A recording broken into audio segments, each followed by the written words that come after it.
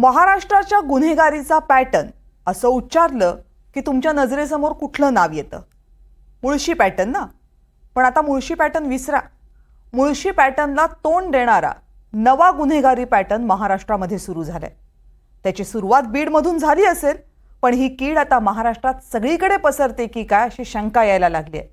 एखाद्या व्यक्तीला जीवघेणी मारहाण करायची आणि ती मारहाण त्या व्यक्तीचं किंचाळणं, त्या व्यक्तीचं विव्हळणं, त्या व्यक्तीचं मारू नका म्हणून विनवण्या करणं, या सगळ्याचा व्हिडिओ करायचा आणि तो सोशल मीडियावर टाकायचा, असा हा पॅटर्न आहे.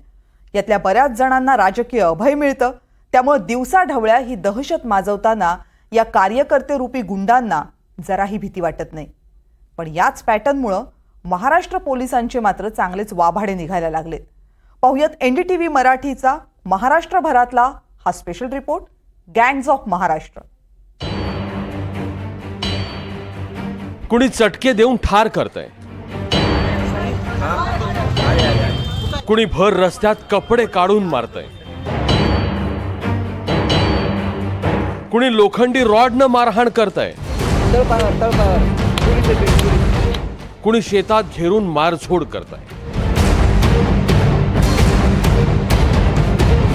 बीडमधल्या मस्साजोगमध्ये संतोष देशमुख यांची 3 तास ठेचून हत्या झाल्यानंतर या प्रकारे हत्या करण्याचा पॅटर्न आता महाराष्ट्रभर पसरलाय.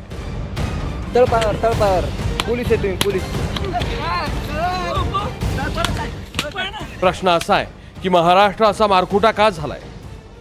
लातूर अंबाजोगाई या रस्त्यावर एका बारच्या समोर एका युवकाला 5 ते 7 जणांच्या टोळक्यानं मारहाण केल्याची घटना जी आहे ती घडली होती. आणि त्यानंतर तेथील जी व्हिडिओ आहे ते सोशल मीडियावर मोठ्या प्रमाणात व्हायरल झाल्यानंतर पोलिसांनी तात्काळ जे आहे त्या मारहाण करणाऱ्या आरोपींना जे आहे ते ताब्यात घेतलं होतं. आणि त्यानंतर त्या आरोपींची थेट रस्त्यावरनं पोलिसांनी जे आहे ते धिंड काढली होती. त्यानंतर या प्रकरणामध्ये 7 जणांच्या विरोधामध्ये जे आहे ते शिवाजीनगर पोलीस ठाण्यामध्ये जे आहे ते गुन्हा दाखल करण्यात आलेला आहे. त्याचबरोबर बाकीचे उर्वरित 3 जे आहे त्यांचा शोध जे आहे ते पोलीस जे आहे ते घेत आहेत.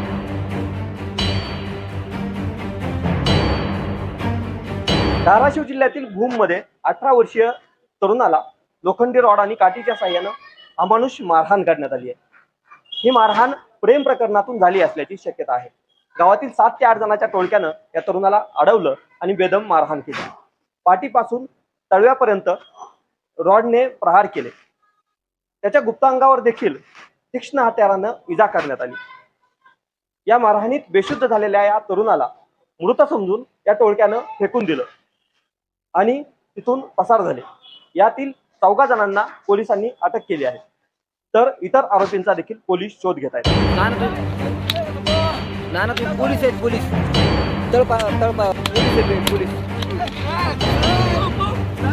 धनंजय देशमुख याच्या साडूने एका तरुणाला मारहाण केल्याचा आरोप केला जातोय आणि त्याचाच व्हिडिओ आता सोशल मीडियावर मोठ्या प्रमाणात व्हायरल झाला आहे. दादा खिंडकर असं मारहाण करणाऱ्या व्यक्तीचं नाव असून ओंकार नावाच्या तरुणाला शेतात घेऊन जाऊन ही मारहाण केली गेलेली आहे.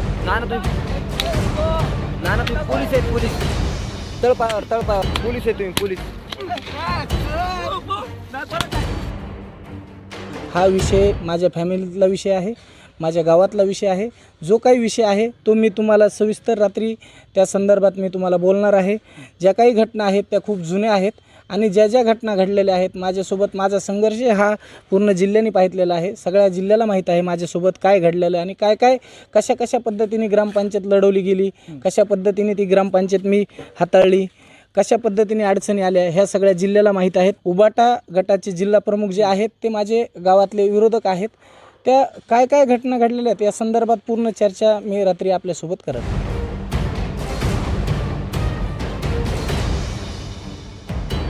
इथे एका तरुणाला सळईचे चटके देऊन आणि डाग देऊन त्याची हत्या करण्यात आली आहे. आकाश पाटील असं मृत तरुणाचं नाव आहे. माळशिरस तालुक्यातील पिलीव येथील ही घटना आहे. आकाशच्या मृतदेहावर अनेक प्रकारच्या जखमा आणि चटके दिल्याचे डाग दिसून येतात. वनक्षेत्रामध्ये विवस्त्र अवस्थेत आकाशचा मृतदेह आढळून आलाय. अनैतिक संबंध व प्रेम प्रकरणातून आकाशची हत्या झाल्याचं बोललं जात आहे. महाराष्ट्रात याआधी हत्या होत नव्हत्या का? तर होत होत्या. महाराष्ट्रात एका गटानं घेरून हत्या होत नव्हत्या का? त्याही होत होत्या. पण त्याचं प्रमाण आता वाढलंय हे खुद्द सरकारनं कबूल केलंय.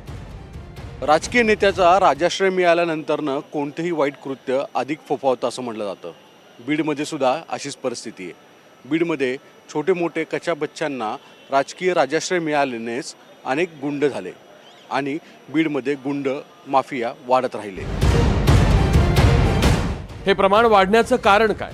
त्याचं कारण एकच आहे, आपण सही सलामत सुटण्याचा विश्वास. कायद्यातला पळवाटा आणि दुसरीकडे आपल्या आकांचा वर्दहस्त. ही दोन हत्यारं सोबत असली की आपलं कुणी काहीच वाकडं करू शकत नाही असा समज या टोळक्यांचा झालाय.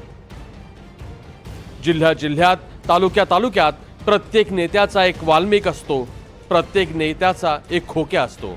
राजकारण्यांनी ठरवलं तर या सगळ्यांचा बंदोबस्त होऊ शकतो, पण ते ठरवत नाहीत. इथंच खरा प्रॉब्लेम आहे. Bureau report, NDTV Marathi.